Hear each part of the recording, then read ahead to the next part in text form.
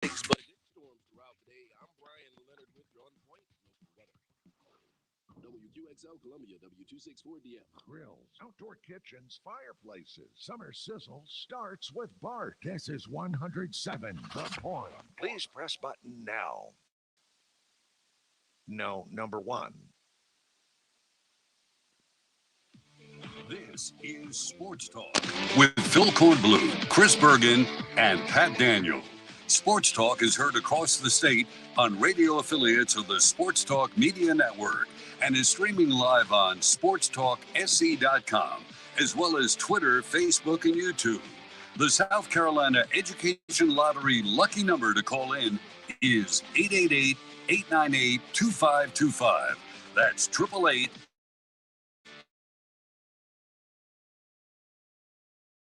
898-2520. Chris and Pat with tonight's edition of Sports Talk. All right, good evening, everybody. Welcome into Sports Talk Media Network on a brand new week, Monday, another weekend behind us. Only one more idle weekend to go before we cut it loose around the state of South Carolina with all that great college football. We had high school football. Let's see, we had high school football Thursday night. We had high school football Friday night. We had high school football on Saturday. And we've got now one game, I think, scheduled for tonight because another game that was scheduled, Wade Hampton and Easley, that game's been called off because of a COVID situation at Wade Hampton, according to Pete Yannity of Channel 7 up in Spartanburg. So we've had plenty of high school football. Hope you enjoyed the high school scoreboard show on Friday night. We certainly did. And now we get all that much closer to the start of the college regular season. Of course, there'll be some college games this coming weekend. They're calling it week 0 for the colleges as well. But as far as around here, it'll be the next week when we get cranked up, including, of course, Coastal Carolina and the Citadel kicking things off on September 2nd. Then Labor Day weekend, we got a full array of games and the race at Darlington. So I hope everybody is ready for what's ahead. We certainly are here on Sports Talk, as we'll be, of course, acutely involved in everything that's going on from now through the end of the football season. Looking forward to seeing where this football season takes us here. We are up at Wofford College tonight, back on the Palmetto Pigskin Tour. We're at beautiful, wonderful, wild, well, maybe not wild, Wofford College. Always a beautiful spot in our state. Really, one of the most prestigious schools in South Carolina. Gorgeous campus, athletic facilities that have been improved so nicely over the years. We are inside the Jerry Richardson building. We're actually in the meeting room where the Panthers quarterbacks would meet when they are here. Yeah. In fact, a few years ago, Chris Bergen, we came up here and it was like the day after the Panthers had left. This was when Cam Newton was with the Panthers. We called this the Cam Newton room. Not only had they left and cleared it out kind of in a hurry, they left plays on the grease board in the room. And so, I went on the air and started reading out plays that were on the grease board. Now, we got no such thing up here now. The grease boards are clean. But we will have Coach Josh Conklin in here with us at 6:30 and a couple of players, including the probably the starting quarterback for this year. The competition is continuing, but Jimmy Wyrick stands to be the starting quarterback. He's been competing with Peyton Derrick from Conway, who's the transfer from Appalachian State. So we'll have him with us, and also linebacker T.J. Neal. They'll be coming in at 6:30. They have team meetings at 7, so we move things up a little bit, and they'll be with us at 6:30. Tomorrow night we'll be at Benedict, Wednesday at Coastal Carolina, and Thursday at the Citadel. We wrap up the tour next week with a visit to Allen University and a stop at Limestone. So things are starting to wind to a close here with the tour simply because we're running out of schools and we're running out of days because the season, my friend, is quickly jumping up on top of us here. Thought it was interesting over the weekend. I can't tell you how many times I saw on social media, this is your last Saturday without football until the end of the year. I started thinking, wait a minute, okay, yeah, that's true. And you see what the South Carolina High School League has done, Phil, with this ridiculous week 0 label. Now college football is starting to take it. Again, as I mentioned when we were getting into the start of the high school season, it is physically impossible to play week 0. The first week of the season has to be week 1, right? Yeah, I think so. So it's just physically impossible. I am intrigued, though, with you being in the quarterback room for the Panthers. Did they happen to leave any information as to whether or not Will Grier is going to be the backup or P.J. Walker to Sam Darnold? That's probably one of the hottest competitions that the Panthers have right now going into the final 2 games of the preseason. Well, I'll tell you what, it's Monday with Mick tonight here on Sports Talk. Mick Mixon, voice of the Panthers, will be with us in our last 10 minutes or so. We can ask him that question, but certainly Grier took a big step forward, wouldn't you say, with his performance on Saturday? Played very well for an offense that was just anemic again. That is a concern for the Panthers for sure. And I get it, most of the starters aren't playing in the first 2 preseason games, so hopefully we'll start to see some of the guys who will be your regulars when they open up the season in a few weeks, maybe get a few more snaps. Darnold was in for a series over the weekend against the Ravens. McCaffrey didn't play at all. Chuba Hubbard, I'm assuming, is going to make the team as one of the running backs.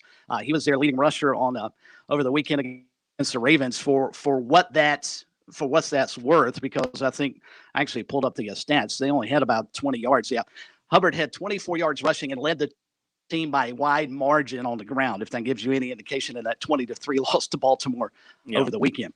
Yeah, well, look, again, I guess there's things you obviously take away from preseason games, but then again, like the Packers got beat by the Jets, okay? Now, losing to the Jets ordinarily, that's reason for suicide. That's reason to go find a bridge and jump off if you happen to lose to the Jets. Nobody should lose to the Jets ever. But preseason, Packers played without their top 30 players. So, you could understand the Jets, they use their number 1 pick, their ace, their starting quarterback, and they played him deep into the ball game with a bunch of their starters. And it took them that long to beat a team playing without its top 30 players. So, in that case, you don't take much away from a preseason game in the Packers case. Now, for the Panthers, again, McCaffrey didn't play and Darnold didn't play, and many of their other top players didn't play. But I continue to see and hear and read good things about J.C. Horn and Shi Smith in particular. And Christian Miller, I think, played well for them as he's coming back off that injury. Looks like he's going to have a significant role on their defense. So it's going to be a team that has a certain amount of a Palmetto State flavor, so to speak, with those guys in particular. So we've got the coaches and players here coming up at 6:30 and Mick at 7:50. Otherwise, we'll be open for your phone calls. Love to hear from you. We're 2 weeks away, more or less, from the start of the season in the South Carolina.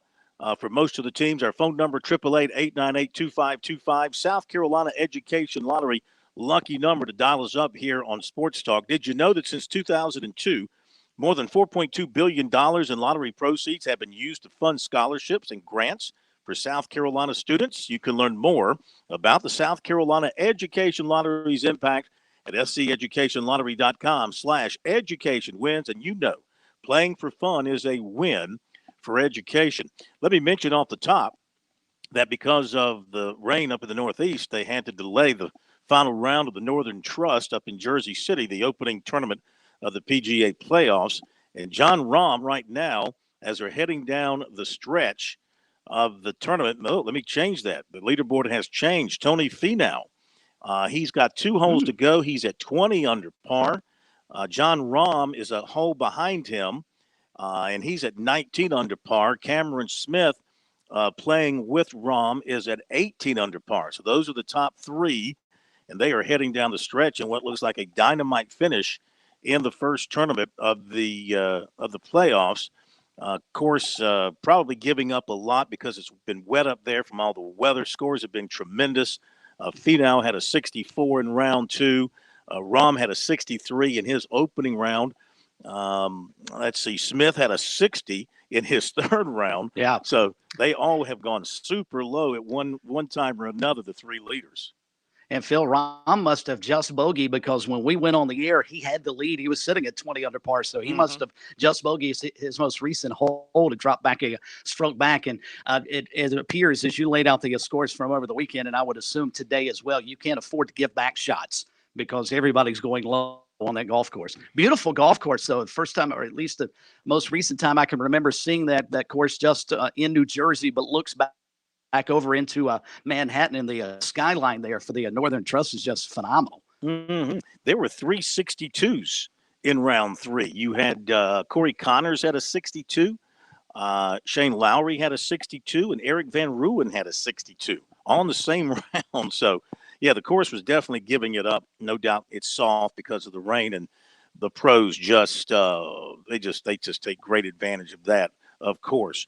Now, our poll question of the week this week on our Twitter at SportsTalkSC and on our website, sportstalksc.com. And our poll question is this: you are a Clemson fan and have been feeling for months the Tigers will beat Georgia.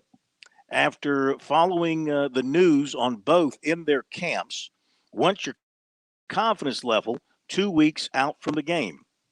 So 100%, those who are 100% confident Clemson's going to win, 24.7% of 150 votes thus far.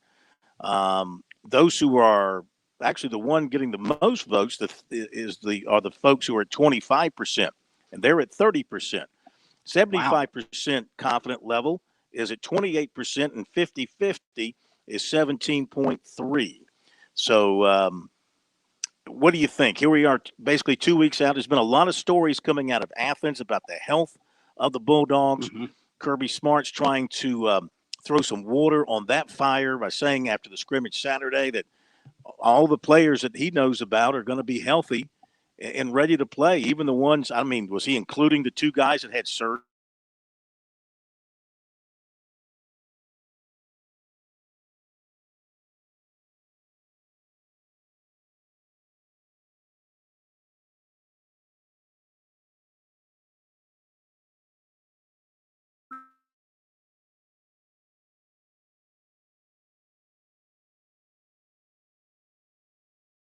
Everybody's spirits up going into that game, but I can't imagine unless they've got the same magic water that Clemson's able to rub on its athletes over in Athens to get those guys back that quickly. So I think he's probably just trying to paint as positive a picture as he can, knowing how big a ball game that is for Georgia in particular. And Phil, even the most diehard Clemson fan, optimist, however you want to phrase it, there's no way you can be 100% confident that Clemson's going to win that game. This is not the remainder of their schedule where I can pretty much go through every other game on their schedule during the regular season, and I feel pretty darn good about their chances to win. I still think they beat Georgia, but there's no way I could be 100% sure because of how talented Georgia is.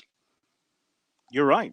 This is not a game that Clemson fans can go into with the absolute certainty of a victory like they can. I mean, look, there's some question marks on the Clemson team. What's the center position going to be like? Just how good is DJ Uiagalelei going to play as the full-time starter with everything on his shoulders now? How's he going to react to that? Who's going to be the lead running back? Reading some of the stuff from the Clemson reporters, it sounds like Will Shipley might be the guy, a true freshman.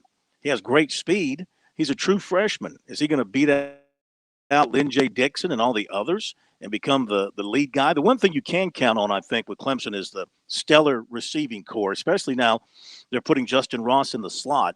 With his size, that's going to be some matchup nightmares for defenses, I would think. That's going to be very interesting to watch moving forward, how he plays in the slot and what that does for the other receivers that the Tigers have. But that's one area you can count on. You can count on that defensive line, those defensive ends. They're going to be terrific. Linebackers look pretty good.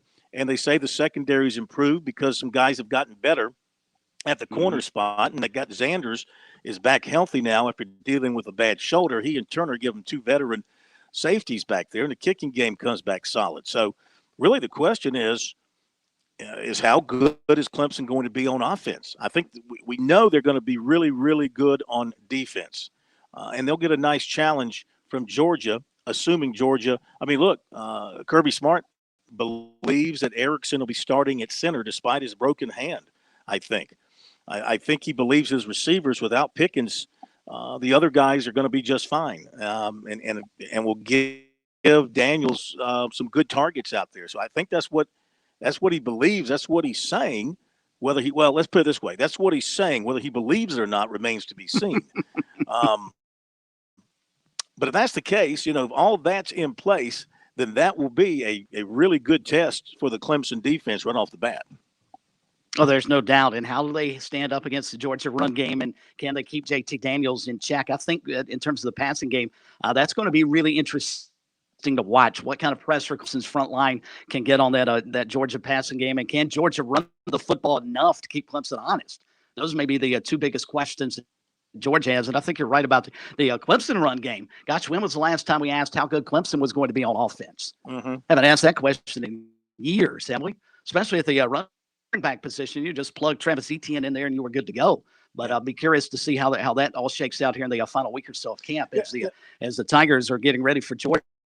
Now, Dabo said today and tomorrow would be their sort of installation days, and then Wednesday they go full-fledged into Georgia moving forward. Guys, real quick to jump in, too. We keep hearing all the chatter and talking so much about the injuries that Georgia is facing right now in camp. But yeah, let's not forget all the injuries Clemson's dealing with right now as well, and all the question marks. I mean, their leading returning receiver right now is E.J. Williams, who only had 24 passes last year. Frank Ladson, 18. But you're replacing quarterback, running back, a multitude of wide receivers. You have Justin Ross back, but he hasn't actually played in a real game in almost 2 years. Joseph Ngata is a stud at receiver, a big target, but he hasn't been able to maintain his health. Brandon Spector has yet to play at all after dealing with COVID in camp. Ngata is still dealing with his hamstring. You have talent all across the field, but it seems like the receiver that we're hearing the most about, or at least me personally, has been Joe, and we've never really seen him on the field and playing meaningful minutes either. And also the offensive line. I mean, we're less than 2 weeks away from the game, and they still haven't named a starting left tackle or a starting center. So you still have a little bit of confusion on the offensive line, which isn't exactly what you want to hear going up against an opponent like Georgia.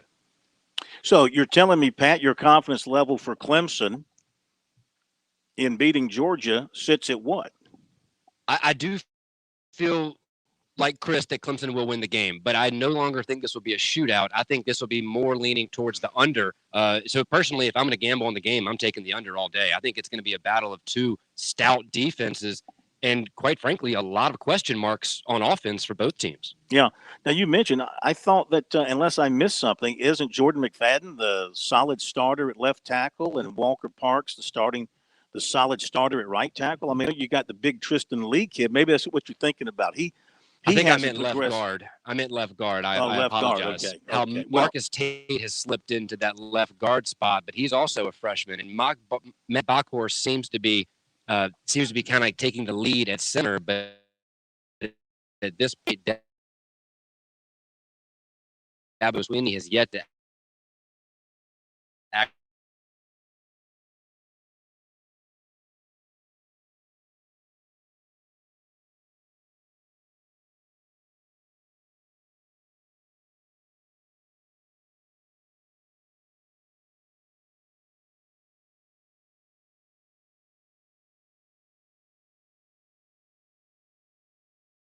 Maybe one of it probably is the biggest regular season series of the year in Major League Baseball. Two exceptionally hot teams right now going head to head for games.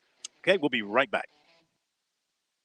All South Carolinians are now eligible for the COVID-19 vaccines. For help finding a vaccine location in your area, visit scdheck.gov/vaxlocator or call 1-866-365-8110. COVID-19 vaccines are free and don't require ID or insurance. Visit scdheck.gov/vaxlocator or call 1-866-365-8110 to find a vaccine location near you. Every day, you make choices that protect your family. At Farm Bureau Insurance, we're here to help make some of those choices easier. Your local Farm Bureau insurance agent is on hand to provide the reassurance and protection you need. Call today for your free no-obligation review for auto, home, and life insurance that's custom-tailored just for you. Call Buddy Bridges in Lawrence County at 864-923-2174, covering Lawrence, Clinton, South Carolina Farm Bureau Mutual Insurance Company, Southern Farm Bureau Casualty Insurance Company, Southern Farm Bureau Life Insurance Company, Jackson, Mississippi. The future of golf is waiting for you at the Players Club. Rain, shine, or after dark, you can enjoy the game of golf anytime at Columbia's Indoor Country Club. The Players Club delivers the most realistic golf experience and offers more than 90 championship courses. Play or practice with the same state-of-the-art full-swing simulators used by Tiger Woods and Jordan Spieth. Visit maincoursesc.com to book a bay and become a player today at the Players Club, part of the Main Course, 1626 Main Street in Columbia. There was just a lack of Black women, business owners, entrepreneurs, creatives. Growing up, I didn't see that. I figured out that I wanted to be a photographer for women of color.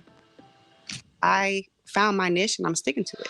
Each year, the South Carolina Education Lottery raises millions of dollars for scholarships and grants that help students prepare for their dream career. Just like Kristen, your passion is our purpose.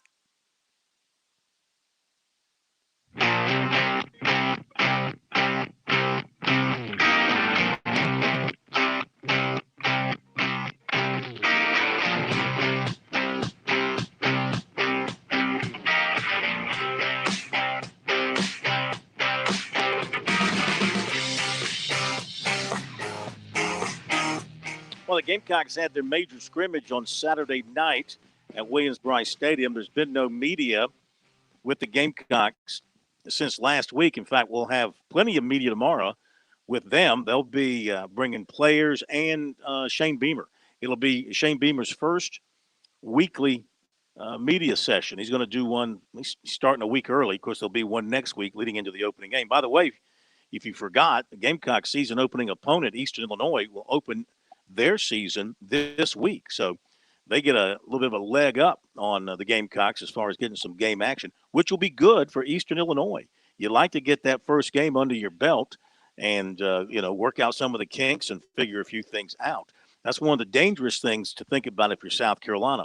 First game, even though it's against an FCS opponent that hasn't been very good, it's still the first game with a new staff, and they're trying to figure each other out and trying to work together cohesively under the lights, under the pressure of game situations. There's bound to be some foul ups, getting plays in and things like that as they kind of work their way through it. But anyway, the scrimmage was closed to everybody.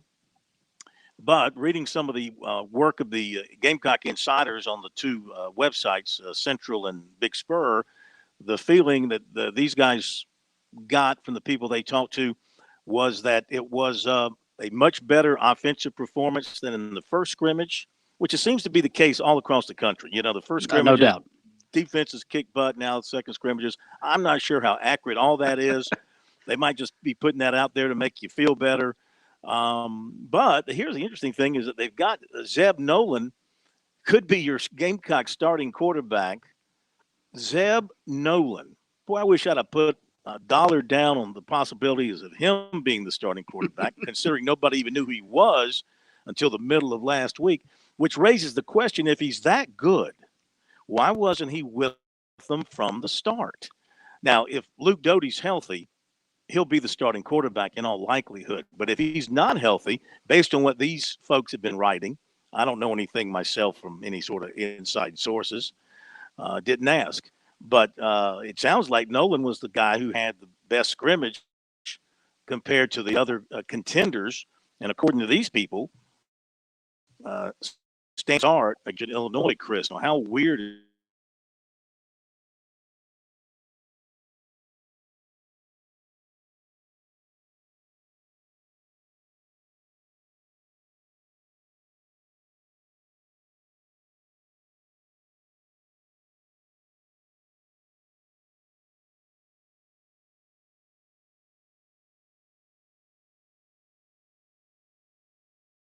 can.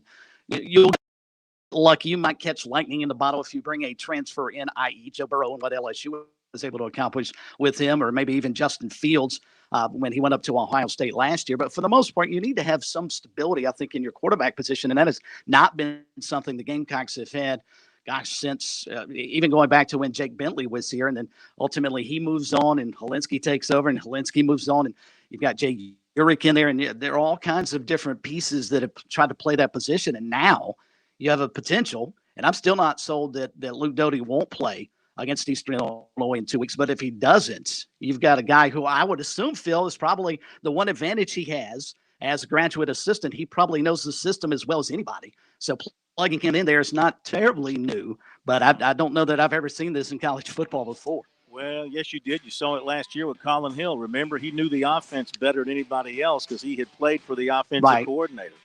And you know what? He came But he wasn't a grad assistant, though. No. But what I'm saying is he came in and did all he could do, Colin Hill. It was pretty obvious he was limited in some ways, and he wasn't helped by a receiving corps that couldn't catch a cold for much of the season. So I'm not knocking him. But I'm just saying being familiar with the offense seems to be a big bonus in getting the job. Show weekdays at noon right here on The Point. Take time for a visit to PragerU. We'll tackle today's issues, interview intriguing newsmakers, do some teaching and some learning together on 100.7 The Point and MakeThePointRadio.com. Is that crack in your windshield or your house bothering you? Have you been meaning to have it replaced but just can't find the time? Call Absolute Glass, voted Lexington's best glass shop for 12 years in a row. We repair and replace glass on all makes and models. We're the only local high-end auto glass specialist in the Midlands, and we'll come to you to make the process quick and easy. With new technologies and vehicles, we can recalibrate your vehicle back to new. Visit AbsoluteGlassInc.com to learn more about our auto, home, and business glass services. Just remember, if you can see through it, we can do it. This is Fran Halloran, the Money Coach.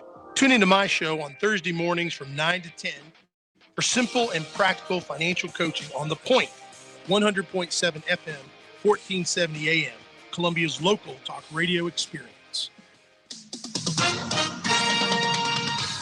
With SRN News, I'm Keith Peters in Washington.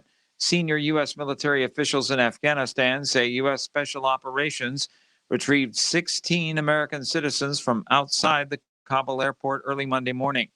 The military officials would not detail where in Afghanistan the Americans were rescued from, but they said it was about 2 hours outside the Hamid Karzai International Airport. The Americans were brought back to Kabul for evacuation processing. The officials, who commented only on condition of anonymity to discuss military operations, said the rescue missions that go beyond the walls of the Kabul airport require the approval of a 4-star officer and are handled on a case-by-case basis. On Wall Street, the Dow by 215 points. The Nasdaq rose 227. The S&P advanced 37. Oil up to $65.64 a barrel. This is SRN News. Thank you. Now, who could that be? It's Dominion Energy. I signed us up for a home energy checkup. It's time we learn how to save energy and money. Well, how much does it cost? Not a dime. It's free, and it only takes about an hour. Plus, we get a report on things we can do to make our home more energy efficient. I don't know. Sounds too good to be true. No. See for yourself at DominionEnergySC.com. Where? DominionEnergySC.com. Certain restrictions apply. So your home is your castle. I work hard all day. My reward is time at my home with my family, living comfortably. I don't want to worry for a moment about bugs and pests. I've had Palmetto Exterminators taking care of my home for 19 years. Now, that's a long time without worrying about pest control or infestation or termites, and that's because Palmetto Exterminators takes care of it all. Might not matter to some people, but you know what it does to me? They're family-owned. They've been doing this the right way for over 60 years. The staff is courteous. They're clean. They're totally professional. And you know, it's termite season. Palmetto Exterminators offers a free inspection. They'll customize the program to fit your needs and your family's budget. They offer a lifetime warranty with their termite agreement. Now, I speak from experience. Like I said, 19 years with the same company. I can't give a more glowing recommendation than the one I proudly give to Palmetto Exterminators. Online, palmettoexterminators.net, or call my guy, Ron Byers, 254-5833. That's 254-5833, Palmetto Exterminators. Every Friday morning at 9 a.m. on The Point, join me, Chad Jordan, and my co-host Larry Jordan for the Palmetto Real Estate Pros. We'll help you out whether you're looking to buy, sell, or just learn all things real estate every Friday right here at 100.7 The Point. Fran Halloran here. What am I looking for when I make a recommendation to you? I'm looking for integrity, ethics, intentionality. When it comes to your mortgage needs, Greg McCoy from Simplified Mortgage Solutions needs to be your only call. There are plenty of national mortgage companies with fancy names and fancy schemes out there. Don't be fooled. Simplified Mortgage Solutions will meet or beat any national lender's proposal. Greg is local, and I love local. Born and raised in the Midlands of South Carolina, Greg will treat you as if you are his only client as you go through the mortgage process. Simplified Mortgage Solutions specializes in conventional, VA, USDA, and FHA mortgages. They can do it all. I trust them, and so can you. I've worked with Greg for a while now, and everyone I've referred to him has thanked me after the fact. Online at simplifiedmortgagesc.com or just call Simplified Mortgage Solutions at 803-722-6044. That's 803-722-6044, and tell them the Money Coach sent you. Keep fighting the spread. Wear your face mask. Stay 6 feet apart. And get vaccinated. Join us and fight the spread. Visit scdheck.gov/vaxfax.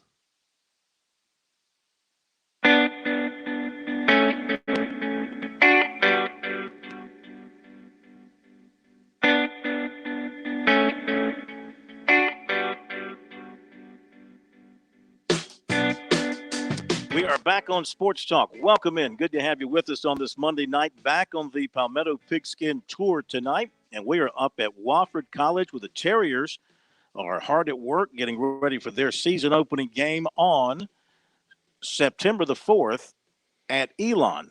That'll be a 2 o'clock kickoff followed by a week off and then big game against Kennesaw State. Kennesaw State coming to Spartanburg. We are joined by Coach Josh Conklin, about to begin his 4th season with the Terriers, and it's great to have you with us once again. How you doing? We're doing good. We're doing good. It feels good to be in fall camp right now with some sort of, I guess, normalcy, if you will. So, no, it's exciting times right now. So spring wasn't good for you guys. I mean, you tried to play, wasn't going well, then you eventually had to shut it down. So what was that like trying to make it happen for you in the spring? It was, I mean, I think it was really frustrating for everybody involved in the program. I mean, we had some guys that opted out in the fall and, you know, some guys that were 5th-year seniors or seniors that just really kind of want to be done. And that going into the spring just kind of hurt everything in terms of our numbers. And then we had some injuries, some significant injuries at the O-line and D-line position specifically. And then when we played the Citadel, our last game, I mean, we thought if we could keep everybody healthy on the offensive line, we were going to be able to finish out the season. But then we lost Al Hogan, who was our starting center, and that pretty much did it for us in terms of the numbers. So it was a tough year, a lot of adversity, but I'm kind of excited about, you know, what we learned from that spring. And I think our guys have learned a lot, and they're really excited about, you know, getting into this fall. You got into a lot of practices. That's one of the benefits of having a full season in the spring, unlike a regular spring practice where you get 15 and you probably got, I don't know what, 40 or 50 practices in over those weeks. Any of that carry over to the fall? Do you wipe the slate clean from the spring just because of how things went? No, I think a lot of your young guys will pick up valuable, you know, they picked up valuable reps during the spring, and obviously that'll help those guys out a ton here this fall. So as many reps as they take in practice, and then obviously the game reps they took as well. We had a lot of young guys playing on offense and defense. So I think for sure that helps you out. And I think there's a lot of carryover from the spring into this summer and then obviously into fall camp. So how are things looking with the quarterback spot? Kind of a two-man race right now. You pretty much set on who it's going to be for you moving forward, or you still have some time to make a decision on that? No, right now we're pretty competitive. We got, you know, Peyton Derrick and Jimmy Wyrick, both those two guys are competing. Bryce Corson has competed well as well, but I think those two guys will compete it out here the next 2 weeks. We haven't, you know, defined a starter yet, but they've both had really good camps, and you're just kind of waiting for one of those guys to take it. What do you like about your two lead quarterbacks? They both some things, you know, unique in terms of, you know, kind of what they do, their strengths and their weaknesses. So it's kind of tough to define which guy is going to be your starter based on some of the things they do. You know, I think Peyton he's a great processor. He makes really good decisions. Jimmy's a little bit more of a instinctual guy back there that's going to make some big plays at times because of that. So they're very unique. They've got some differences, but we're excited about, you know, what they could potentially do for us. And I think, you know, even if we had to play both of them, I wouldn't be afraid to do that. course, the big change on your offense is Wade Lang. That's right. Is gone. I mean, that's like, I don't know, taking the name Wofford off the school. He's been here for so long. And so what happens with your offense there? You've been doing things pretty much one way for all these many years, from Coach Ayers to you, and now he's gone. And I know you've talked in the past about wanting to be more dynamic in the passing game. Are you doing that more now? Yeah. I think the one thing that I've kind of charged those guys with on the offensive side is, making sure that those guys have the ability to kind of mesh the offense together, mesh the pass game with the run game. And I think that was one thing that we didn't do a great job of here in my 3 years. And that's really that's my charge to those guys, to get those guys better and able to do that. But I think our run game, we always want to be a line of scrimmage team. We always want to start at the line of scrimmage. We want to have a dominant run game. That's not going to change. We're going to have a lot of similar option principles that we've always had. And I think we can take it to another level. And, no one can obviously accomplish what Coach Lane did. But it's a good opportunity for Dane Romero and obviously Tyler Carlton as well. Terminology change a great deal with the two new coordinators coming in? No, not in the run game at all. We do have a little bit different terminology in the pass game, and I think just trying to clean that up and make it a little bit easier.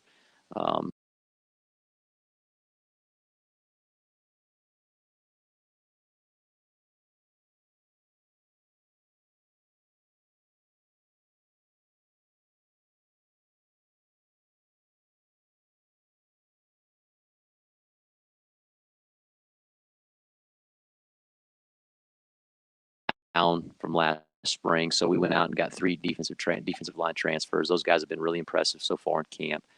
We base out of a 3-4 system, so those guys have got to be bigger up front, and that was one of the areas that we focused on. We got some really good freshmen as well. So I think we got 14 or 15 guys in that room. I think we'll have the ability to play anywhere between 8 to 10 guys that I feel really good about, which is going to be completely different than last spring. So we turned that room over pretty quickly, and we were able to do that, through the transfer portal and some of those things. How much do you look at last spring, considering the numbers you're working with, the injuries, the opt-outs, the COVID, and all that kind of stuff? And, you look at the team, you go, okay, well, we gave up this much here, and we didn't do that there, and da-da-da-da.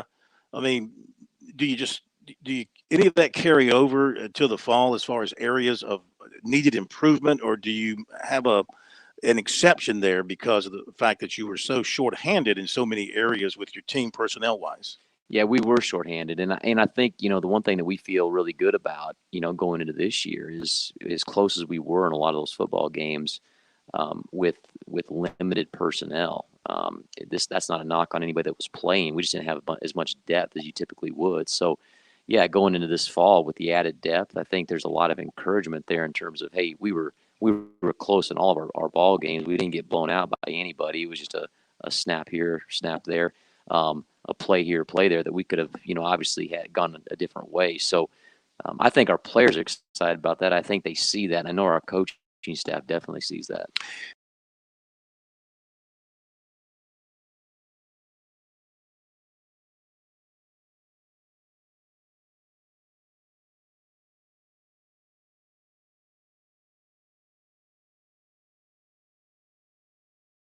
I think a guy like Irvin Mulligan, who's taken some reps in the past, that we're going to have a good combination between him and Nate Walker. And then I think Ryan Ingram is another running back that's going to do some really good things for us this year as well.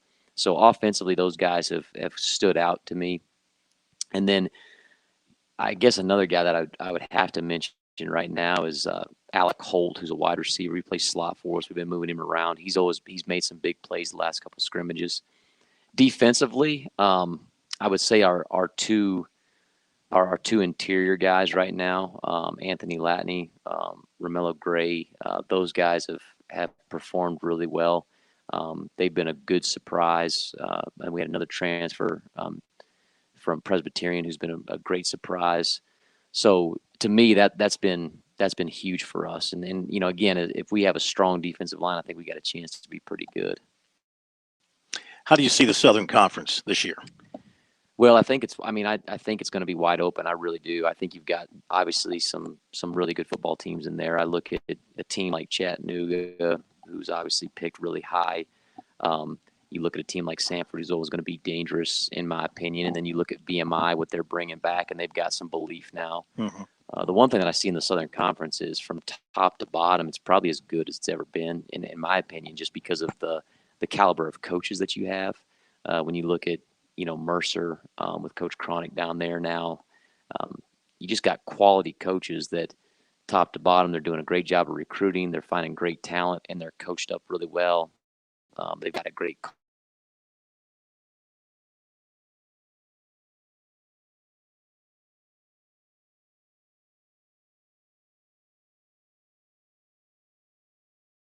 buddy in our conference. Got to admit, I was taken back by the fact that in the preseason FCS ranking, no Wofford, no Furman, no Citadel. Used to seeing you three guys in the mix there. Is that a reflection on the spring and the voters being influenced by maybe what they saw in the spring? I mean, is that a legitimate assessment of where the three of you guys are right now? Well, I think it's an assessment of where we are, just in terms of what the spring was. But I do think the spring, I just think it's completely different. Yeah, I really do. I don't think you can, again, that doesn't take anything away from what any team accomplished last spring. Right. But you're talking about a whole different set of circumstances, how you managed that, how your school managed that, how you did it as a coaching staff. One thing, for us, for example, we lose a coordinator, offensive or a defensive coordinator and defensive line coach about 2 to 3 weeks before we start the spring.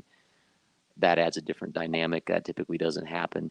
Those aren't excuses, but that's Right. just the reality of it. So, no, I think, and again, I look at Furman, I look at the Citadel, and I look at, a team like us. I mean, you're going to have to bring it against all those teams if you expect to win, because, again, top to bottom, it's a really strong conference. Now, on paper, you see, obviously, Chattanooga, Sanford have some older guys. Some teams are primed to make a pretty big run. Sure. ETSU is going to be in that mix as well. Yeah. Some people who are FCS fans suggested that FCS should move to the spring.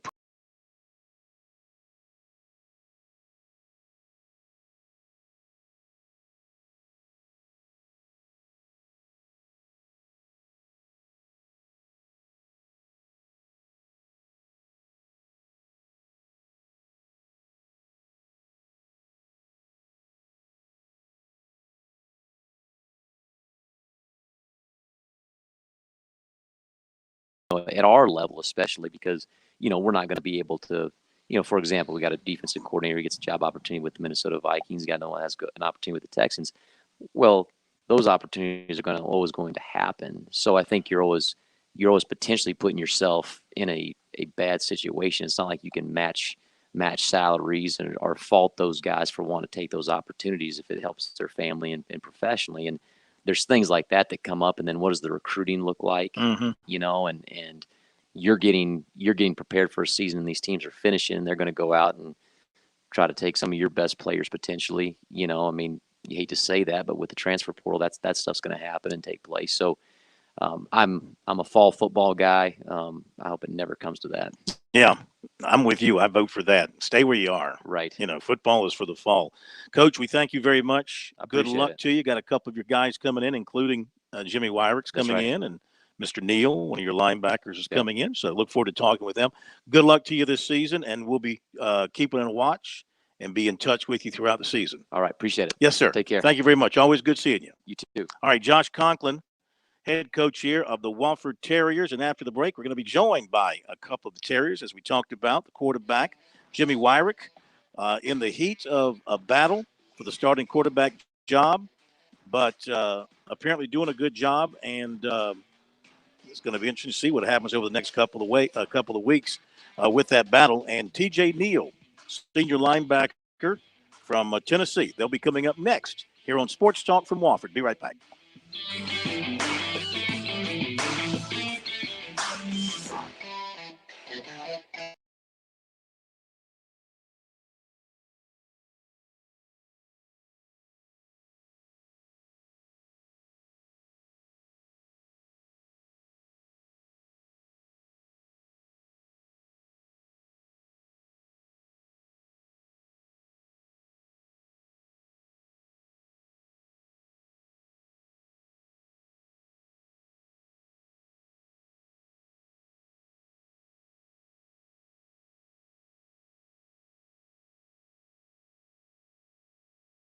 Whether you're watching the game from inside the stadium or from the big screen at your favorite local spot, the energy remains the same. Craft the perfect fall Saturday in a city where there is plenty of action on and off the field. From tubing and kayaking to Soda City to rooftop restaurants and plenty barbecue. We're ready when you are. Plan your weekend at experiencecolumbiasc.com. Hey, folks, mortgage rates have dipped to their lowest levels in recent history. And with home values up in many areas, now may be the perfect time to refinance your home. Whether you're looking to lower your monthly payments, free up cash for home improvements, or just pay off your home faster, a quick call to the one and only Stuart Wingo of Ameris Bank could save you money. If you're looking for competitive rates and exceptional service, call Stuart Wingo.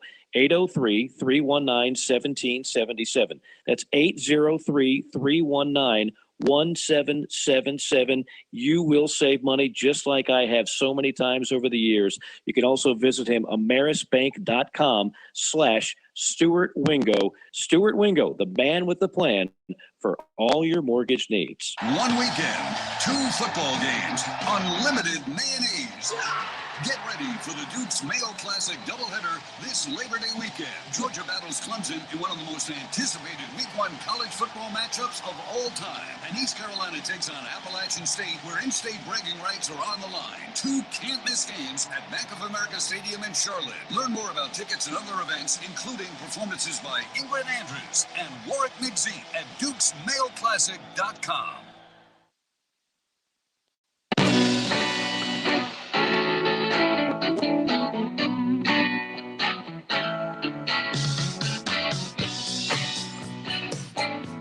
All right, welcome back, everybody. We are on the Palmetto Pigskin Tour. Our stop tonight is at Wofford College. Coach Conklin was just with us. We're now joined by a pair of the Terrier standouts. T.J. Neal, a senior linebacker out of Hendersonville, Tennessee, Hillsborough High School. And as we talked about the quarterback situation, Jimmy Wyrick, who's a senior quarterback out of Pickering, Ohio.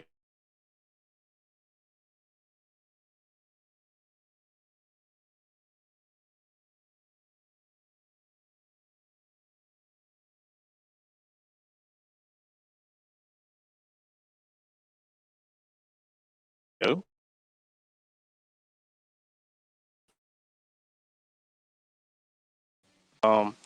It's been on someone who comes in with idealities and everything, and it's been good for us to kind of come up to someone new and be able to, like I said, have a new first impression on them, and kind of lock into a different type of focus, I guess you could say. We're learning some new schemes, learning some new stuff, and really just honing in and making each other better.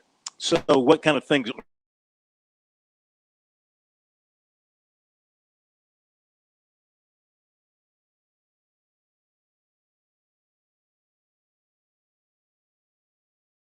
are like how to blend the, not only the shots to where we get the guys, who can run and make plays, get them the ball in space and allow them to do what they need to do. But we've heard over the years, Wofford's going to throw the football. Wofford's going to throw the football. And it seems like when the tough gets going, Wofford would go back to what it has always done well. That's run the football with a multitude of running backs. Mm-hmm. Are they going to stick with the concept of throwing the football more this year? Yes, sir. I do. I think. And that comes with the schemes that we have, the players that we've recruited and that are now older guys who are able to make it impact.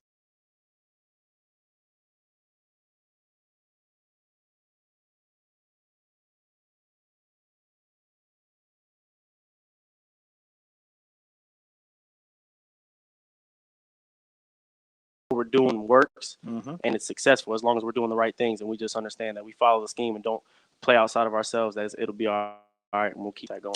TJ, from a defensive standpoint, you watch the offense over these last 3 years. Now you see what they're doing now. You see a big difference? Yeah, it's definitely a big change for the offense actually just throughout the years, from my freshman year of seeing the triple option fold, and then now to the point where we're doing a lot of more pass concepts around in practice. So it's pretty unique to watch this whole offense just mold into something bigger than the way it is originally. Yeah.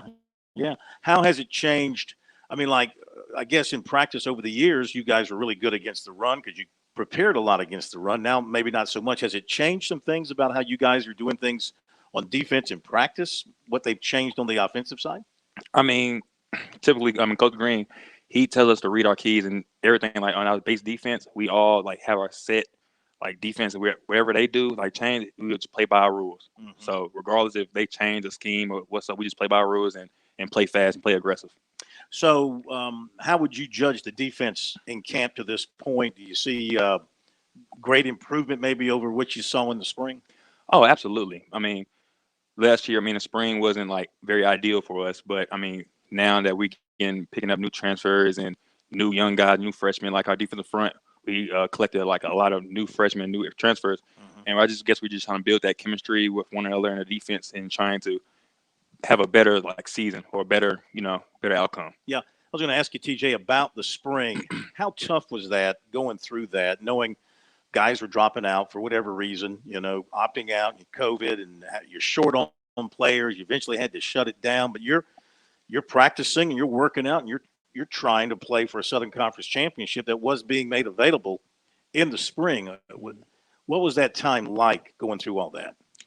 I mean, as a team, we all was on the same page. We wanted to play. We wanted to play in the fall if we had the opportunity to play in the fall, but that didn't happen, so we played in the spring. I understand that COVID happened, so people are going to like drop out, and then essentially we didn't have the summer as we to like build on. So we had created injuries that wasn't meant to be happening. So sure, I think the biggest thing for us was being like perseverance, man. Like just keep going. Like no matter what the outcome is, the obstacle is the way. Sure. So I think just us as a team, we just thrive to like keep going, keep moving forward, regardless of the situation. Jimmy, the spring for you and the offense and dealing with everything, has anything lingered from that? Any of the bad things that you did in the spring? Have you been able to flush all that and start anew here in the fall, and maybe just even forget the spring happened? Yeah, in a way. It's important to see what we did, and especially against what teams. But I think that was the thing you touched on earlier about how we kind of, go out and say, well, let's throw the ball, let's spread the ball out, and we kind of, huddle back in a shell and kind of go back to what we know. Right. But I think changing in again, like I said, we kind of were throwing it out there and seeing what we could do. Okay, that didn't work, so let's keep trying this. But moving on to that,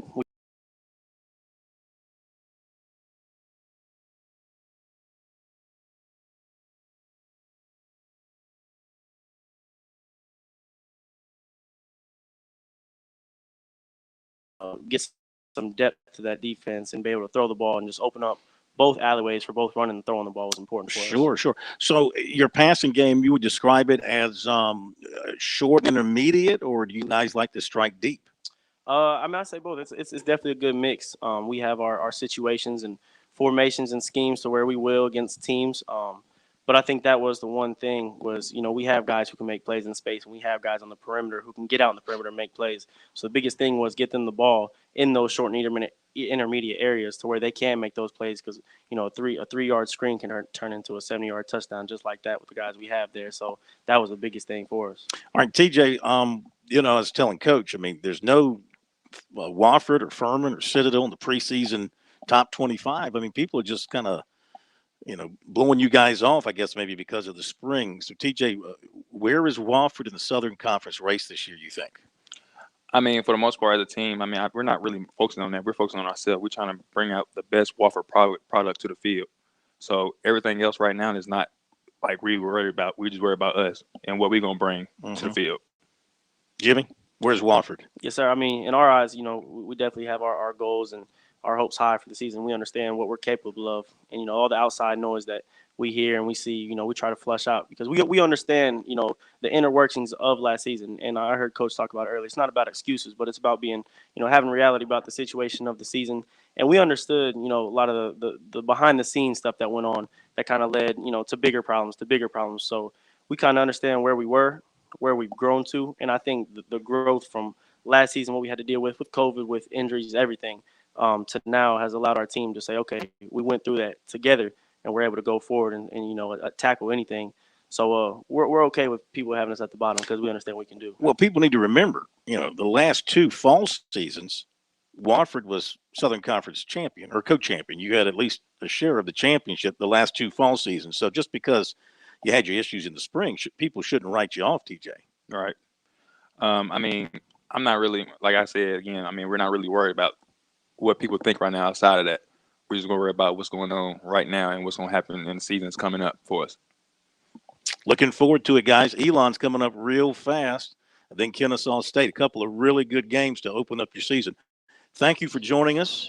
Kind of got you out of the meeting for a couple of minutes, right? Huh? You can thank me later.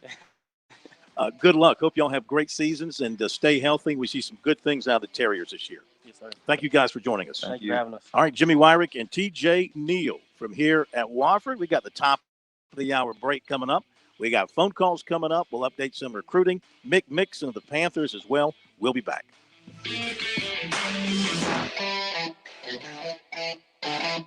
By the way, before we do what's supposed to happen here, thank you for pushing the button. I thank you. Programming thanks you. America thanks you. WQXL Columbia, W264DF. Grills, outdoor kitchens, fireplaces. Summer sizzle starts with Bart. This is 107 The Point. Breaking news this hour from townhall.com. I'm Keith Peters. A budget clash pits moderate Democrats against President Biden and House Speaker Nancy Pelosi. The House will be in order. Members of the U.S. House of Representatives are back in Washington, with Democratic leaders hoping for a brief two-day interruption to the August recess, but there is division within the ranks. House Speaker Nancy Pelosi wants to make progress on President Biden's $3.5 trillion domestic program. However, several moderate Democrats want the House to act first on the $1 trillion infrastructure package already approved by the Senate. The moderates, though small in numbers, could scuttle the budget blueprint required for the larger package. A key test vote is expected later tonight in the House. Mike Gracia, Washington. The Biden administration has been suggesting that evacuations of important personnel from Afghanistan could be extended beyond August 31st. That doesn't sit well with the Taliban. Spokesman Suhail Shaheen says the group would not agree to extending the August 31st deadline for the withdrawal of international troops. This is something you can say it's a red line. President Biden announced this agreement that until 31st of August, they would withdraw all their military forces. So if they extend it, that means they are extending occupation. White House National Security Advisor Jake Sullivan says they're moving both Americans and Afghans out of Kabul. We have established a network of transit centers in multiple countries in the Gulf and Europe, where we are getting U.S. citizens on flights home, and we are running biometric and biographic background checks on Afghan evacuees before bringing them to the United States or having them relocated to a third country. On Wall Street, the Dow by 215 points. The Nasdaq rose 227. The S&P advanced 37. Oil up to 65.64 a barrel. More on these stories at townhall.com. Excuse me, why don't you have life insurance yet? I've got diabetes, and I know the price will be through the roof for the pre-existing condition. Well, actually, SelectQuote makes it easy to get very affordable life insurance, even if you have a health issue. I'm listening. You'll get quotes from some of the country's most trusted carriers. Even with your diabetes, you can get around $250,000 in insurance for as little as $1 a day. That would be amazing. What's it called again? SelectQuote. Just call or go to selectquote.com to get your free quote. Get the coverage you need at a price you can afford. Call 1-800-694-1010 or go to selectquote.com today. That's 1-800-694-1010 or selectquote.com. SelectQuote. We shop, you save. Get full details on example policy at selectquote.com/commercials. Monthly premiums vary based on health, company, and other factors. Not available in all states. The game show Jeopardy will return to guest hosts after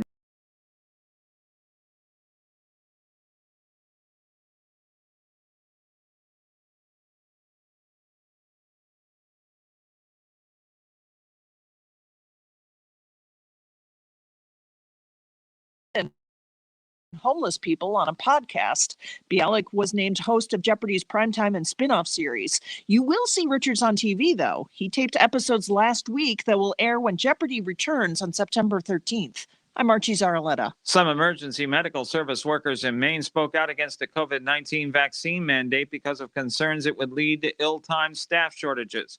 The Maine Board of Emergency Medical Services held a public meeting on the subject Monday. Governor Janet Mills announced new rules earlier in August that require all health workers to be vaccinated against COVID-19. News and analysis at townhall.com. I'm Keith Peters.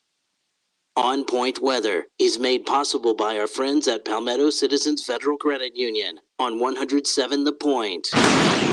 And here's tonight's forecast. Mostly clear this evening with a low dipping to 74. Tomorrow, another nice day with mostly sunny skies and a high of 92.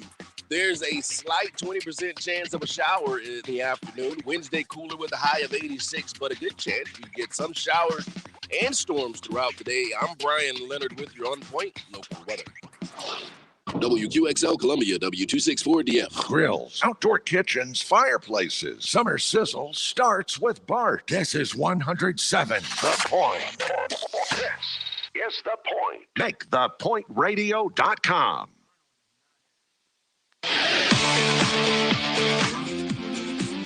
Welcome back to Sports Talk on the Sports Talk Media Network. You can reach the guys with the South Carolina Education Lottery lucky number, 888-898-2525. That's 888-898-2525.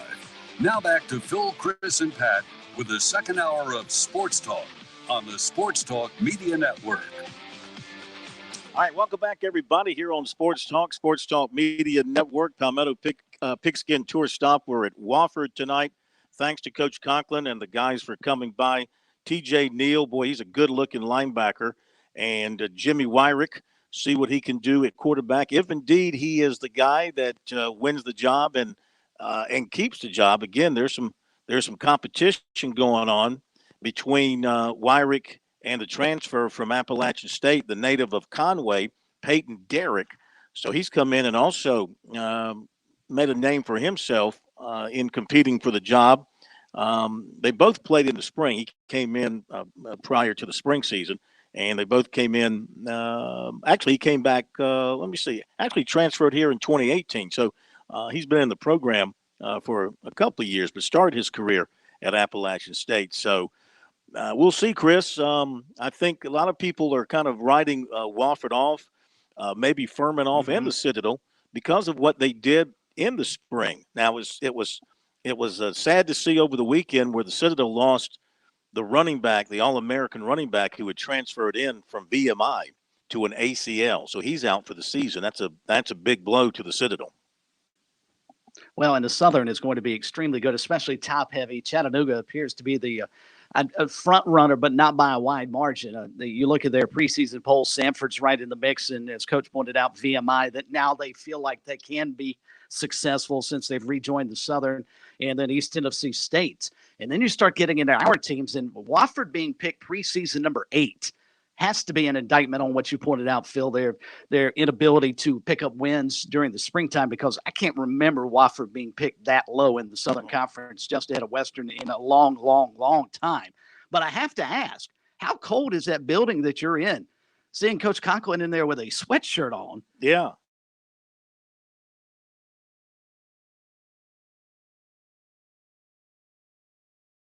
Pittsburgh before he came here, and of course he had been at Wofford and left, ended up Pittsburgh and came back here.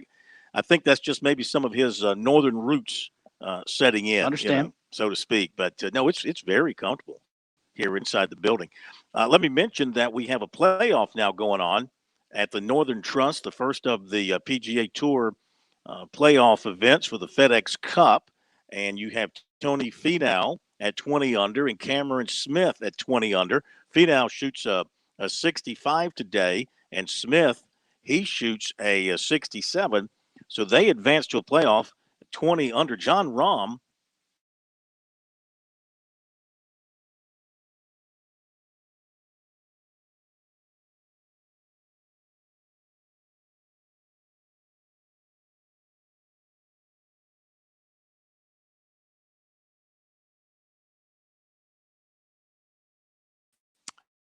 and Cameron Smith also in at 20 under, and he had to birdie 16 and 17 to get to 20, and then he parred 18 to get into the playoffs. So we got a two-man playoff now taking place in the tournament that just won't end since they're already in overtime because of a rain delay, pushing the final round until today. So, of course, we started with 125, I think, and now the top 75 advance, and then the next event cuts it down to the top 30 that they go to Atlanta for the championship. Our phone number, 888-898-2525, South Carolina Education Lottery luck number here on Sports Talk. We're open for your phone.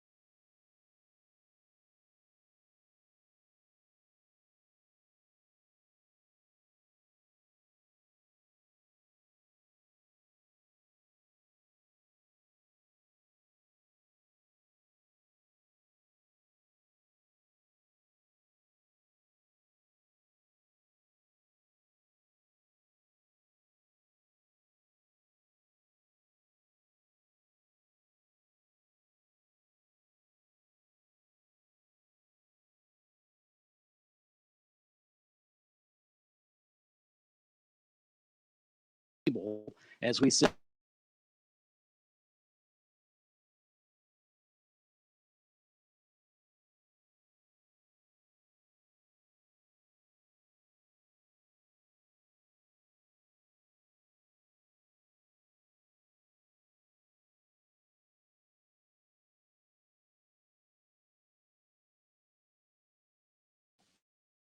And also, you'll get a chance to see two conceptually different hairstyles, won't you? With the mullets and the mustaches and everything at Coastal, and a little bit different, cleaned up look when you get down to the Citadel. Not sure the mullet would fly at the Citadel.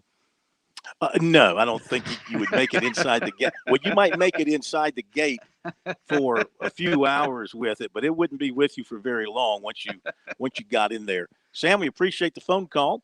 888-898-2525 is our phone number. Let's see. Few other notes to pass along here tonight. We'll have some recruiting for you coming up. So we mentioned Pete Yanity tweeted out that Wade Hampton and Easley that had been rescheduled for tonight is now canceled due to Wade Hampton having a COVID issue.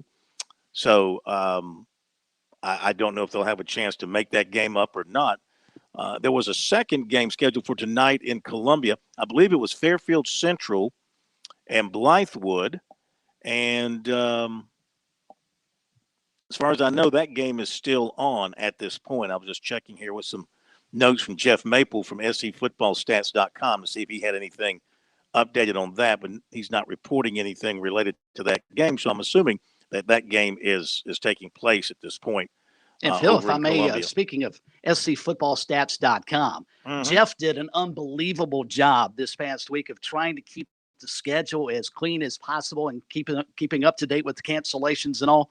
Folks, if you're a high school fan, I would encourage you, make sure you bookmark that page, especially as we look like we're headed towards a similar year that we had last year where games maybe dropped at a moment's notice. Be a pretty good resource along with our show and the high school scoreboard show to keep track of your favorite team and find out whether or not they're playing this week.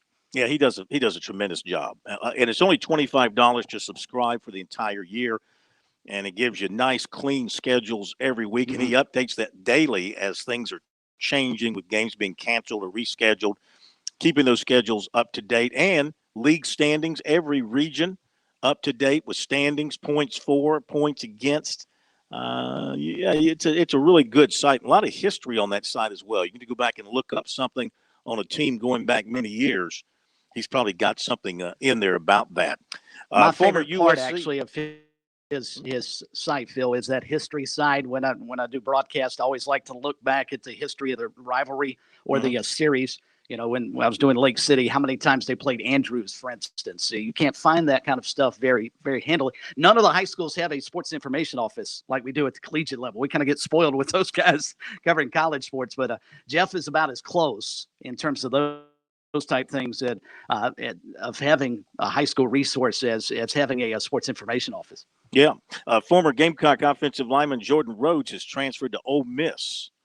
So, you know, not too big of a surprise there, I guess. You got some former Gamecock administrative types there at Ole Miss now, so they liked him. They picked him up. Also, the SEC is working through its game cancellation policy. One idea being considered, this according to Andy Staples, if your team forfeits and it costs the league TV money, your school receives a smaller revenue share than the ones who don't forfeit. Okay. They're doing everything they can to put pressure on the schools to make sure that they're keeping their players healthy and they are getting those cats vaccinated. Newberry was picked to finish third in the South Atlantic Conference preseason poll. They got one first-place vote, and they're behind Lenoir-Rhyne and Wingate. The Colts waived former Gamecock linebacker Sky Moore. I got to believe somebody will pick him up. He's a good player. I would agree. Yeah, I'd be very surprised. How about this story from Kendall Rogers last night? Former Gamecock pitching coach Jerry Myers is going to Middle Tennessee State to join Jim Toman's staff. Of course, they were together at South Carolina. So that's great to see Jerry Myers is back and back in a position where he can coach again. Boy, keep an eye on the pitching staff there at Middle Tennessee State. Of course, it helps to have some great players on the mound to work with, like he had at South Carolina during the day. But I mean, at his height as a pitching coach, Jerry Myers was regarded as the best in the country. So that's a great pickup for Jim Toman, who, by the way, his son played last night in that. I think it's the perfect game, National All-Star game. Did you see that? I did not. Yeah. He's a really good player, and I think he went 1 for 2, if I remember correctly, on what I saw. So big time there in the Toman family. All right, 888-898-2525. Let's go to Tar Hizzle up in Pinehurst. Don't know why you're calling me. You should be on number 2 right now, finishing up, should be walking off the 18th at number 2. We're headed to number 19. Not number 19, which would be steak and bourbon. There you go. But I wanted to throw a couple things out there that way as the season progresses. You've got me on record or whatever, but I will say this: I am a little worried about my Tar Heels, mainly because, and I've always been critical of Mac. I think he's a great coach, great recruiter. He's always been. Last time at Chapel Hill, his best season was 11-1 in 1997, where he fell short against Florida State. He goes to Texas. He wins the national championship, but I think we can all, if we're being honest, can say he underachieved with 28 blue-chip All-Americans, it seemed like every year on that team, to walk away with only one national championship, and especially with some of the quarterbacks he had, was a little disappointing. I hope he can get it done and do something well this year. Virginia Tech scares me first game of the year, but I'm excited to see what Sam Howell does and if he can win a Heisman and if he can just guide this team, hopefully, to at least play Clemson in the ACC championship. Let's be honest, Mac has fell short a few times. So fingers crossed, but I do want to make a bold prediction. You heard it here first, and I can't wait till the end of the season to say, I told you so. But Georgia, Texas A&M, SEC championship, Bama does not go to the SEC championship this year. Too much offense to replace. I can't wait to watch them against Miami. I'll take the points in Miami, but there's way too much offense to replace. And let's be honest, Young didn't beat out a Mac Jones, and he doesn't have quite possibly the two greatest wide receivers to ever play at Alabama this coming year. It's going to be fun to watch what Alabama comes back. Everybody likes to say they reload. They got a lot to reload this year. Yeah, I mean, you're exactly right. They're throwing the the redshirt freshman quarterback out there, and they're saying, take the ball and go and keep us averaging 40-something points and 500 and something yards per game. And they did lose a great deal of talent, but as well as anybody that they replenish about as well as anybody. When they lose great players, they find great players to step right in there. And they said the same thing about Jones last year. Here he is, first-time starter, and what did he do? He lit up the country, lit up the league, lit up the country, and this kid might do the same thing. I mean, I think, wouldn't you say, Chris, that Young probably Jones made himself into a first-round NFL draft pick, but Young came in as a five-star quarterback with, I guess, more hype than Jones did from his recruiting days. Now, Jones went out, improved himself, and proved himself in the SEC and nationally. We'll see if this kid can do the same thing. Well, but Tar Heels brings up an interesting point about the loss of guys like Devontae Smith, and he's not the only one that feels that way with regards to the SEC West. Did you happen to see what maybe the greatest NFL bust of all time, Ryan Leaf, had to say about the SEC? He believes Texas A&M is going undefeated. They'll go 12-0 and win the West and face Georgia in the SEC title game. Now, take that for what it's worth. It is coming from Ryan Leaf. But nonetheless, he's got Texas A&M, Ole Miss, and then Alabama, with Ole Miss and A&M both beating the Crimson Tide. Yeah. Well, I mean, look, it's talking season. You can make those kind of predictions, okay, and maybe live to talk about it. If things go your way. Mac Jones, as a high school recruit, just looking at the 24/7 ranking of him coming out of high school in Jacksonville, Florida, he was a 3-star. He was a number 18 ranked pro style quarterback nationally, the number 52 prospect in Florida. So they had 17 other pro style quarterbacks ranked ahead of him coming out of high school. He was, that's okay. There's nothing. That's not a huge. That's not a real ugly ranking, but he wasn't. He's a 3-star guy in their eyes, so he wasn't considered an elite prospect coming out of high school. Meantime, you take a look at the numbers on Bryce Young and what they thought about him as a prospect coming out of high school a couple years ago, and if my memory serves me right, he was a 5-star guy. Number 1 rated dual threat quarterback, number 1 player in California, number 2 player nationally, the number 20 player all time in their rankings. So, I mean, the point is, in bringing this up, this guy coming out of high school was a much highly regarded prospect than the other guy was. But the other guy went and made himself into a first-round NFL draft pick, right? Well, the reason being, Phil, is Mac Jones never made a mistake. Yeah. 41 touchdowns last year and only 4 picks. That'll get you and get the NFL looking at you in a hurry. Now, if Young can do the same thing, he'll have phenomenal numbers. I mean, Mac Jones threw for over 4,500 yards last year. Now, again, he did have some exceptionally good wide receivers. And with Cam Newton now out for 5 days, at least with the Patriots, Jones stands to be the number 1 quarterback, and it's been a tight competition up there in Foxborough, and they're saying that it's a possibility that Jones could take advantage of this and maybe emerge as the number 1 quarterback with the Patriots. All right, phone number 888-898-2525. South Carolina Education Lottery lucky number here on Sports Talk. Got some lines open if you'd like to join us. Give you the recruiting report coming up. We got Around the Horn with Chris, some baseball notes. He's looking ahead to that Braves Yankees 2-game set, which is just getting underway at Truist Park. Mick Mixon to join us at the top of the next half hour, towards the top of the next half hour, we'll talk about the Panthers and the Ravens and where the Panthers go from here with one more preseason game to go. All that coming up here on Sports Talk. Founders is offering a low-rate mortgage with up to $4,000 in closing costs to full-time hospital employees, honoring your frontline efforts against COVID-19. With no PMI, no origination fee, and no limit on the loan amount, you can't go wrong. Visit founders.com/HEC and apply for your hospital employee choice mortgage today. Membership qualification required. Terms and conditions apply. Institution NMLS identifier number 410646. Founders is an equal housing lender and is federally insured by the NCUA. I'm attorney Jim Corbett. I love sports, and I've helped people for over 30 years. Contact me at jim@jimcorbettattorney.com when the insurance company won't pay your claim or you have complicated issues. Some other business causes your business to lose money.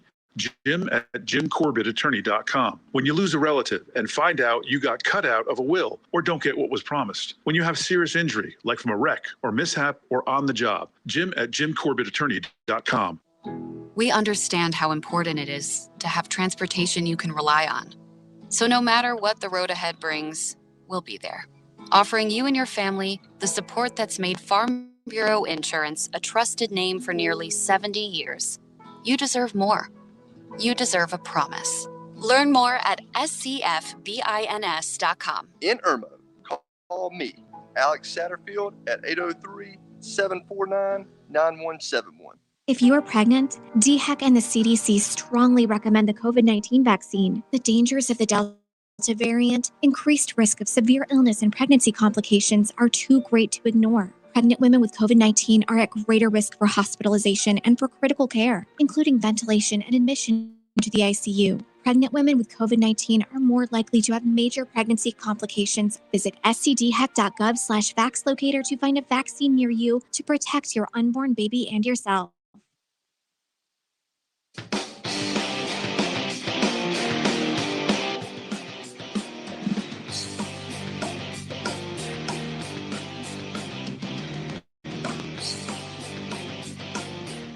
Give you the recruiting report here in just a couple of minutes on Sports Talk. Before we get to that, more of your phone calls as well. 888-898-2525. South Carolina Education Lottery lucky number here on Sports Talk. Let's go up to Rock Hill. And Chris, welcome into Sports Talk. Good to have you with us tonight. Hey, Phil, how you doing? Good, sir. How are you? Fine. I just had two quick questions for you. One, if you could compare right now Clemson's offense versus Alabama's offense for me. And two, do you think Will Shipley will start straight out? And I'll hang up and listen. I thank you so much for all your recruiting and everything you've done. I've been listening to you since I was probably 15 years old. And I'm 43 now, so I've been listening to you a long time. Well, you're still a youngster. Yes, sir. Stay young. Stay young, young man. Stay young. Thank you. Thank you very much.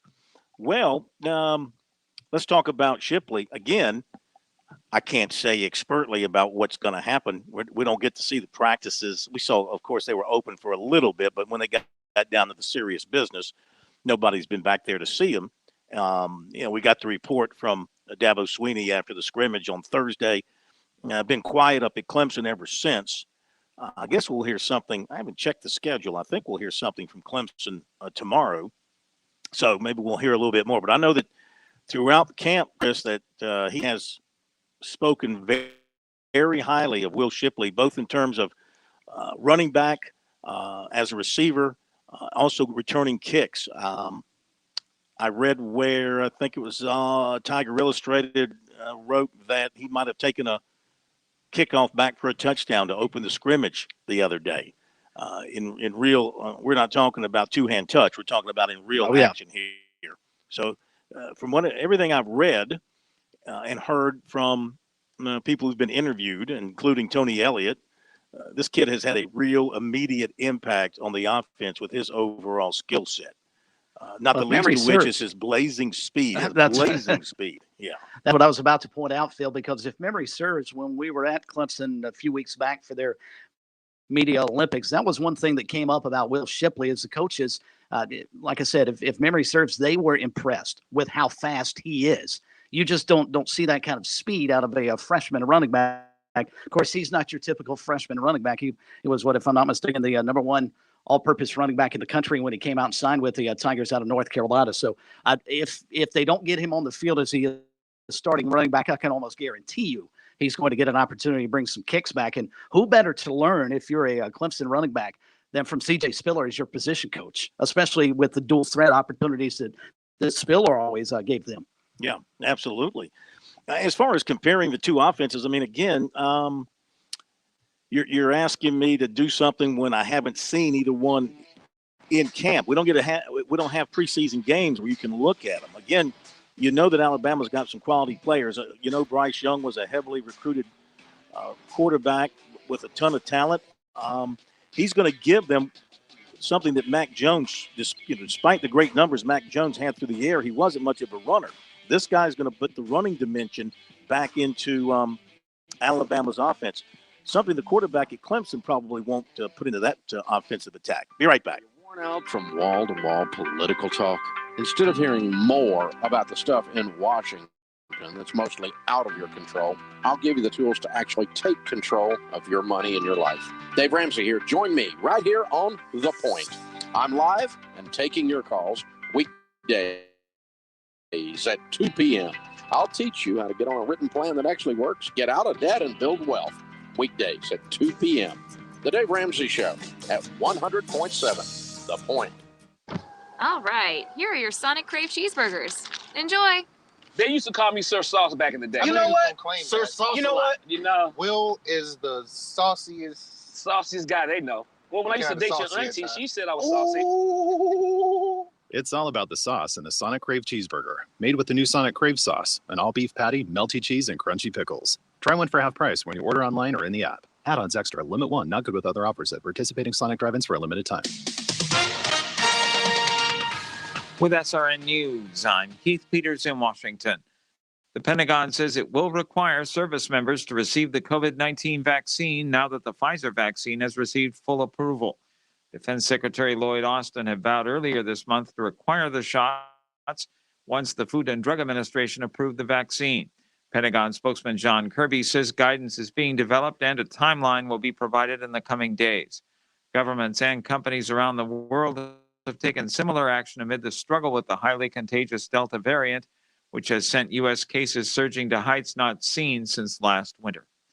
On Wall Street, a good day as the Dow is up by 215 points to 35,335. The Nasdaq rose 227. The S&P advanced 37. Oil up $3.50 to $65.66 a barrel. This is SRN News.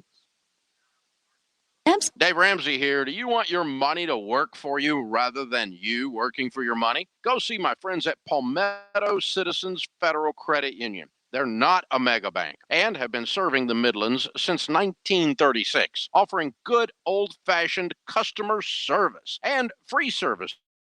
They'll look out for your financial well-being. With 14 locations, check them out today at palmettocitizens.org. Federally insured by the NCUA.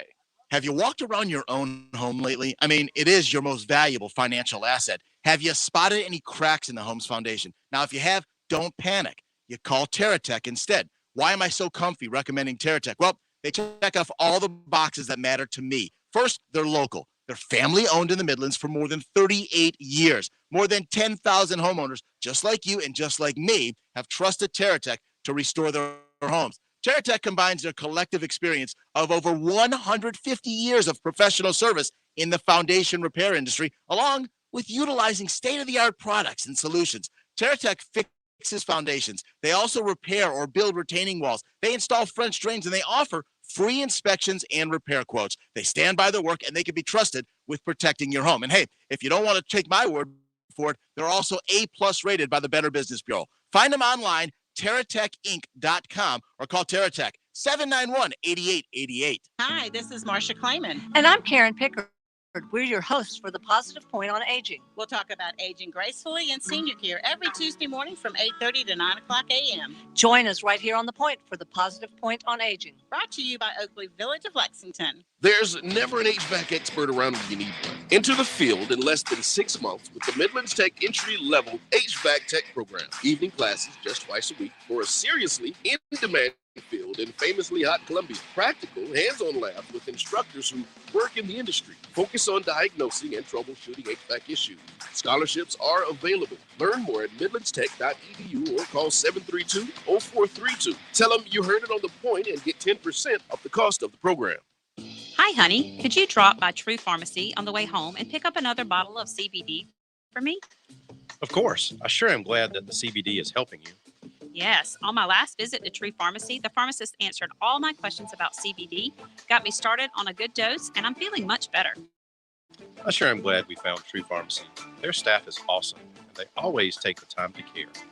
True Pharmacy, located on Charleston Highway in West Columbia and Divine Street across from Bureau High School. Hey, I'm State Representative Chris Wooten. And I'm State Representative Micah Cassidy. Join us on Wednesday mornings at 9 a.m. on The Rep. We'll talk about everything that's happening at the State House and give you an insider's perspective. All from the General Assembly. So join us at 9 a.m. on The Point, 100.7 FM and 1470 a.m.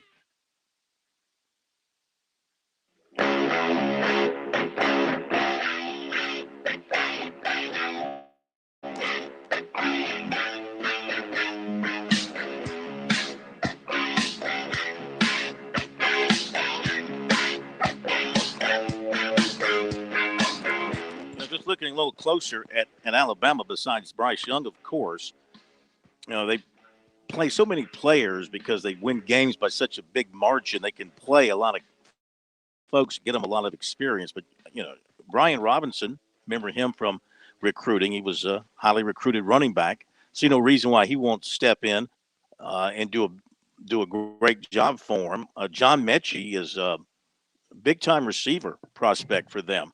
Again, he was playing behind a bunch of studs, but he's the guy they're counting on to step up and be their go-to receiver. Ajay Hall, who's a freshman, is maybe the fastest player in the SEC, if not in all of college football. I mean, he is really, really fast. And then you look at the line. I mean, everybody on their offensive line has some starts or has played a lot of games. So it's not like they are guys who've never stepped up in there and mixed it up with anybody. Their defense, I do see a freshman is going to be starting who is very highly recruited, the McKinstry kid, freshman out of the state of Alabama.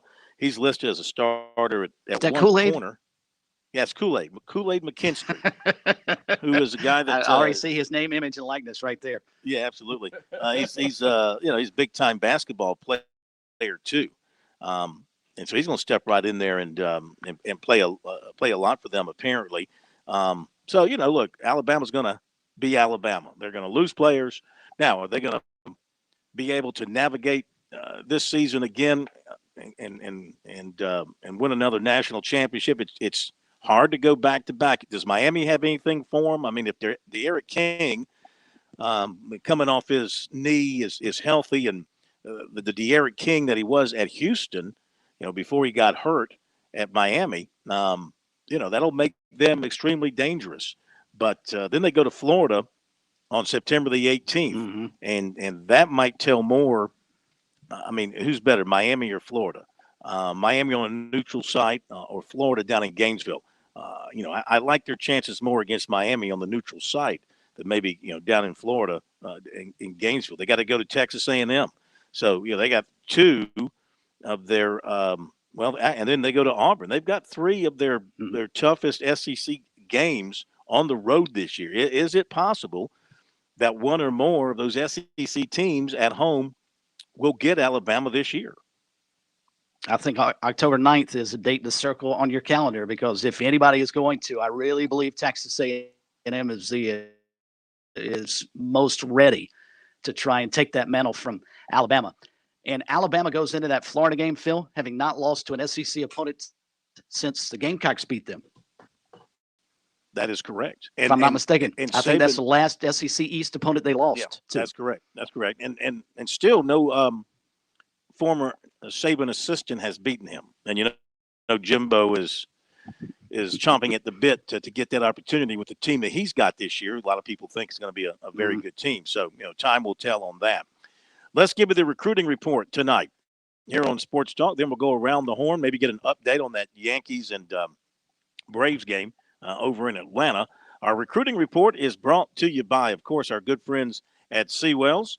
Make sure you get by this week looking for a great place to have a delicious lunch. You can eat it at your own speed. If you're in a hurry, get through the line, get your stuff, throw it down, and get on out of there, or take your time. Sit back, relax, talk to the folks there, and enjoy yourself. You might even see some famous people come walking in there, like folks from over at USC. A lot of them dine over there on a regular basis. Who knows who you might see over there? The luncheon buffet is 11 till 2, and, of course, it's exceptional. And they've done everything from the very beginning in a very safe manner when it came to following all the DHEC imposed restrictions.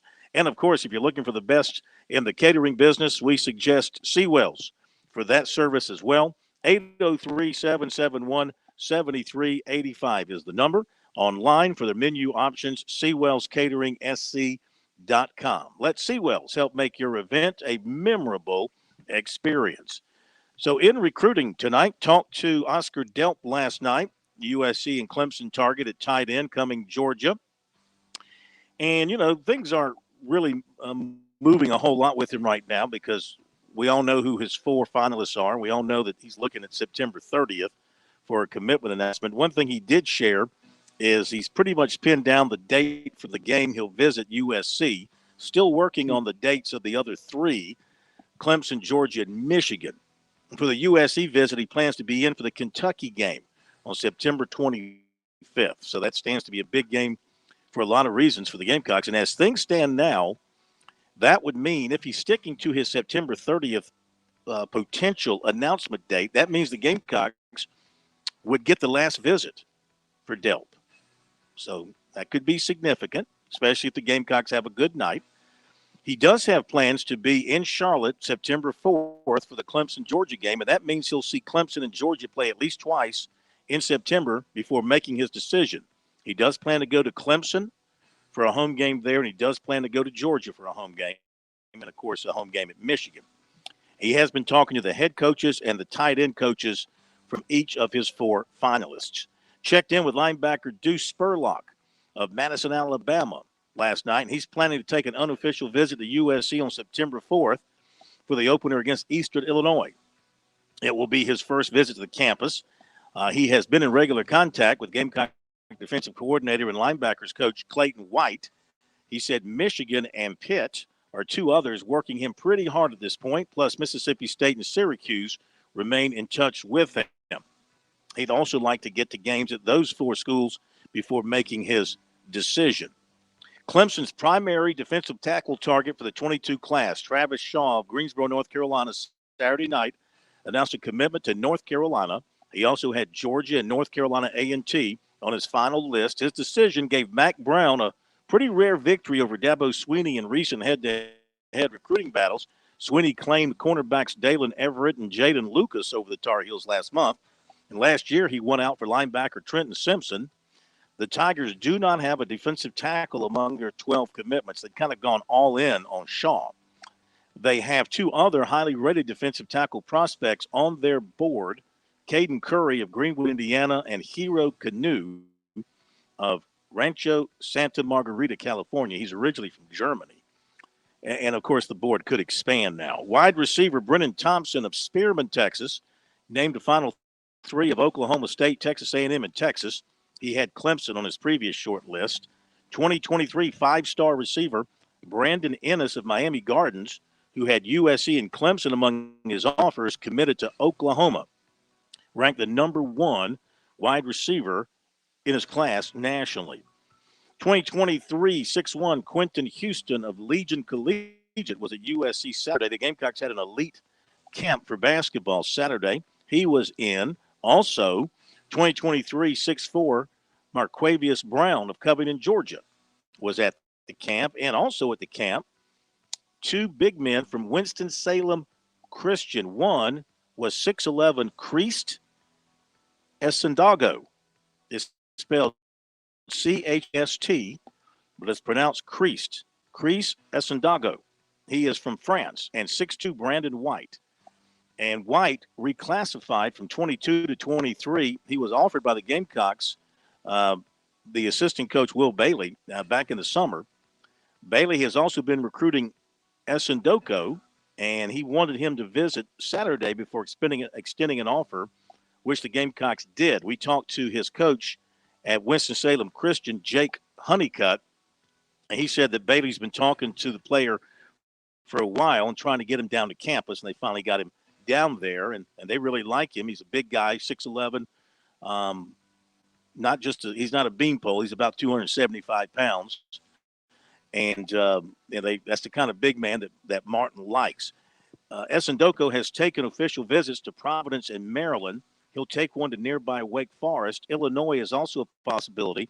A return trip to USC is something that could happen, maybe for a football game, maybe for an official visit. He was kind of a late add to this trip to South Carolina Saturday, so they really didn't get a chance to see a whole lot of things. They'd like to come back, see the classroom buildings, the campus, more of the athletic facilities. So that's what they're hoping for. And he also wants to see which coaches come down once they can go out and scout starting September 9th. He wants to see which coaches come in and show really strong interest in him. That way he can decide where else he wants to visit. He also visited NC State and Wake Forest unofficially. Along with USC, he has offers from Maryland, Providence, NC State, Wake Forest, Pitt, West Virginia, Ohio State, Illinois, Texas A&M, DePaul, and Wake Forest. And we say, oui, oui, to the Frenchman, the big Frenchman. Oui, oui. That's all I know in French, really. Oui, oui. And Gay Paris. And that's about it. There you go with recruiting. Brought to you by C. Wells. Let's take it around the horn before we hit the break. Chris, what do you got? Absolutely. Presented by Farm Bureau Insurance. Make sure you get in touch with Buddy Bridges if you happen to live in the upstate in the Lawrence County office at 864-923-2174. Alex Satterfield handling your home, life, auto, and health insurance in the Midlands at 803-749-9171. As Phil pointed out a few moments ago, the Braves and Yankees are underway, and the Yankees on a solo home run by Giancarlo Stanton has taken a 1-0 lead over the Atlanta Braves. And Huascar Inoa, who is pitching tonight for Atlanta. Meantime, former Gamecock Jordan Montgomery on the bump this evening for the Yankees. He got through the bottom of the first unscathed. So again, in the second inning, Yankees with a 1-0 lead at Truist Park. And this is a fascinating matchup. ESPN stats and info thanks to Elias Sports. The Yankees Braves come into this weekend, or these two games rather, on a 9-game winning streak apiece. According to the Elias Sports Bureau, this is just the third time in Major League Baseball history in which both teams enter on a 9-game win streak or better, and the first, Phil, since 1901, when the Pirates had won 10 in a row, faced the Phillies, who had won 9 in a row. The only other time it has occurred was in September of 1884, when the Nationals at that time, winners of 11 straight, took on the Maroons, winners of 12 in a row. So we don't see this very often. And the Braves going for their 10th straight win. Yankees obviously doing likewise if they can hold on to that early 1-0 lead. Well, by the way, guys, do you have it? I will make a prediction. Okay. Yeah, after this game, only one of them will have a 10-game winning streak. Okay, that's very good. That's very good. Thank you. And if it happens to be the Braves, it would not be their longest win streak in franchise history. Would either one of you like to hazard a guess as to the longest win streak in Atlanta Braves franchise history? That obviously includes Milwaukee and Boston as well. I'm going to say I think the Atlanta Braves had a 17-game winning streak one time, didn't they? They may have. That is not the longest, though. Oh. No, this was more recent, wasn't it, Chris? Like maybe in the last 8 or 10 years? Nope, long before the Braves moved to Atlanta. 18 games between September 16th and October 2nd of 1891. Wow. Yeah. Yeah, you would have thought it would have been in the 90s, wouldn't you? My television, I couldn't get TBS back then, so Braves weren't available where I lived. And congratulations over the weekend to Miguel Cabrera, who joined the 500 home run club for the Detroit Tigers, 28th player in Major League Baseball to do so. Cabrera hitting his stride. 19-year veteran now, and the 28th player, as I mentioned, in Major League history to hit his 500th career home run. And that, again, a check of Around the Horn presented by Farm Bureau Insurance. All right, and adding on to that, and actually it's recruiting, but it's baseball recruiting. I apologize. I failed to include this in my recruiting report. It hit me right after we wrapped up. A couple of baseball notes. The Gamecocks got a commitment from Adam Serwanowski. He is a left-handed pitcher, first baseman out of Eastside High School. Also in baseball, Dorman first baseman, left-hander Hudson Lee, who I think plays football for the Cavaliers as well. Might be, is he the quarterback? First baseman, left-handed pitcher. He committed to Wake Forest for baseball. Okay, so a couple of baseball notes there to tag on to recruiting and follow up on Around the Horn. Oh, you know what we need to do? We have to see what's happening in the playoff. Do we have a winner yet in the playoff today? Let's see. Finau is in with a par. Okay, Finau has won. So Finau wins in a one-hole playoff. Apparently, looks like he must have parred, and I don't know what Cameron Smith did here, but looks like Finau is your winner, so he gets the big check there. And we move on to where's the next tournament? Usually they go to Boston after they're in Jersey. Is Boston next? I am looking that up as we speak. Scroll down to the bottom. That's the BMW Championship, I believe, is next, right? The 26th through the 29th this coming week. Very good. I'll take your word for it. All right, let's go to the break. And on the other side, we'll hear from Mick Mixon, the voice of the Panthers, get his take on the Panthers and the Ravens from this past Saturday and where the Panthers go from here. One more. Remember now, there's only 3 preseason games this year. Then you've got a week off, and then you play the regular season. I kind of like that. I like the fact that there's like a dead period in there before they play their first regular season game after the end of the preseason. I'm sure the players like it too. Back with the Micker in a moment. Save like a pro with Founders Federal Credit Union. Founders Loyalty Select account gives you the opportunity to grow your savings at our best rate yet. Fund your account for your favorite Loyalty Select product to get savings today. Not a member yet? Visit relaxjoinfounders.com or one of our more than 30 office locations to see if you qualify for membership. Services require credit evaluation. Terms and conditions apply. Founders Federal Credit Union is federally insured by NCUA.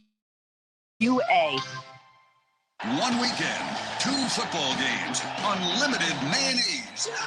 Get ready for the Duke's Mayo Classic doubleheader this Labor Day weekend. Georgia battles Clemson in one of the most anticipated Week 1 college football matchups of all time. And East Carolina takes on Appalachian State, where in-state bragging rights are on the line. 2 can't-miss games at Bank of America Stadium in Charlotte. Learn more about tickets and other events, including performances by Ingrid Andrews and Warwick McZee at DukesMailClassic.com. Hi, this is Phil Quorum, Sports Talk, here with Major Billy Downer of the Department of Natural Resources. What words of wisdom do you have for those hitting the water this summer? Phil, collisions can be prevented easily if every vessel operator fulfills 3 major responsibilities. 1, practice good seamanship. It's the responsibility of every boat or PWC operator to take all necessary action to avoid a collision. 2, keep a proper lookout. Failing to keep a sharp lookout is the most common cause of boating collisions. And finally, maintain a safe speed. Remember, boat safe, boat smart. Life.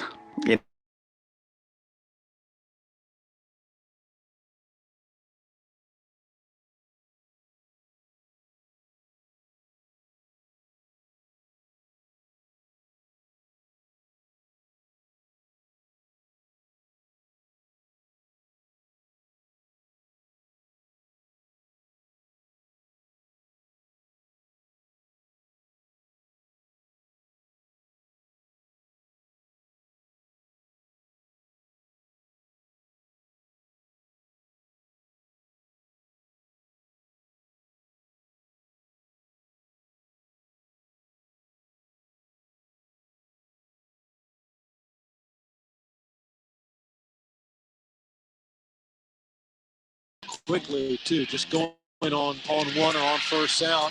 And the ball is caught by Oliver. Then he fumbled it at the number's far side. Big scrum for it. Panthers say they have it.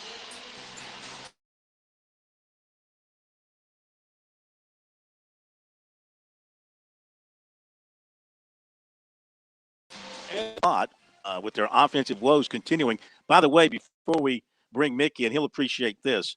So apparently, thanks to Jimmy Coggins at our affiliate in Newberry, WKDK, Cameron Smith hit his drive out of bounds, and that led to Tony Finau winning the playoff and winning that tournament. So that explains how Tony Finau won in a one-hole playoff. Mick Mixon doesn't really hit the ball out of bounds. Last time I remember playing with Stick and his sticks, he hits the ball a long way right down the middle, if I remember correctly, Mick.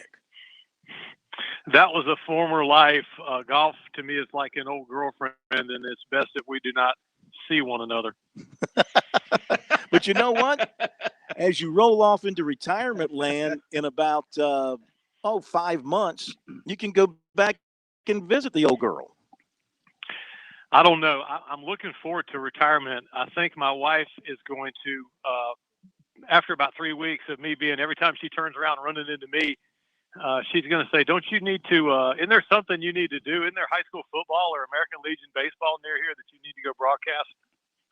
Yeah, I got a feeling we haven't heard the last of you on the airwaves.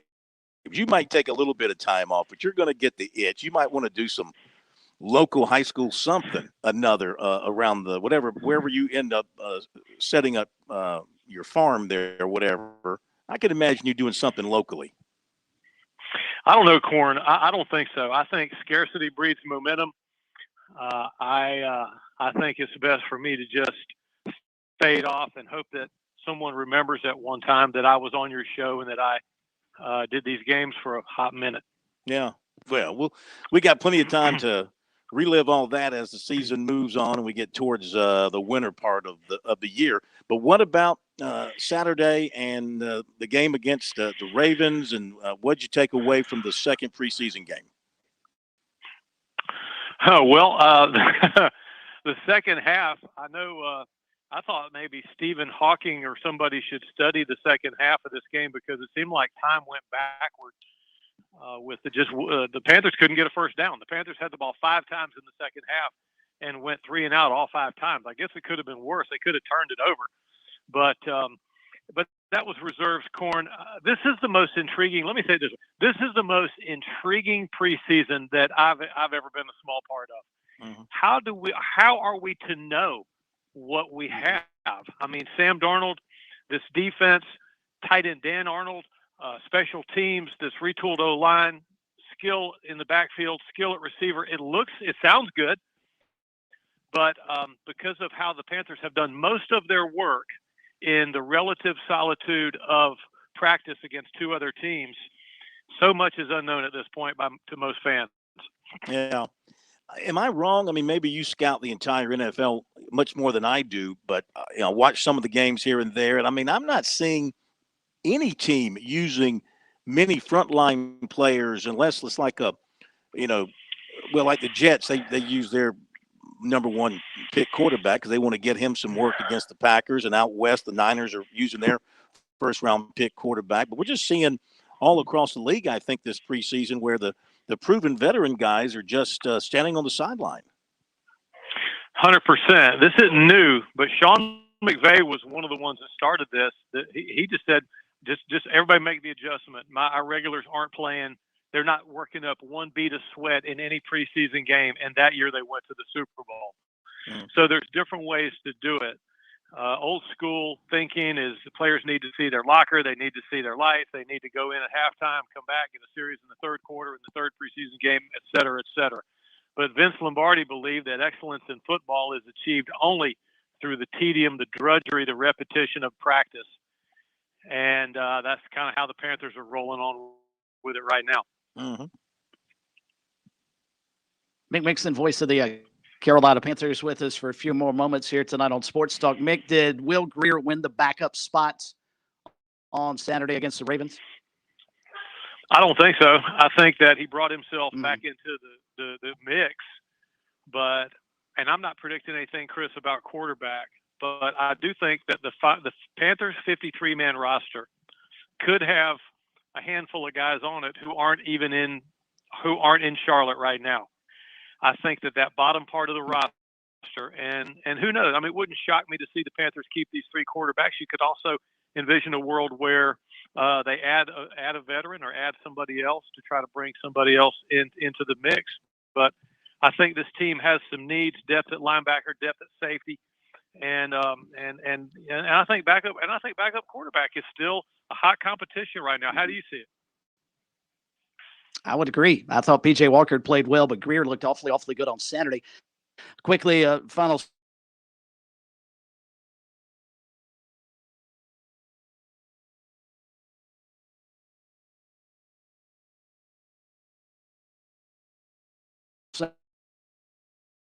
These fields are installed. They're spongy at first, and then rain. They need the the water cannons. They need to settle down. This turf is laid down perfectly. The color, they got the color exactly right. It is a dollar bill green that looks exactly like natural grass.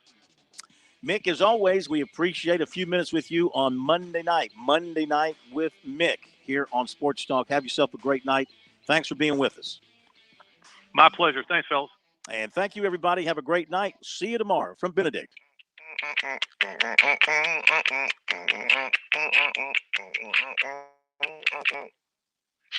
Someone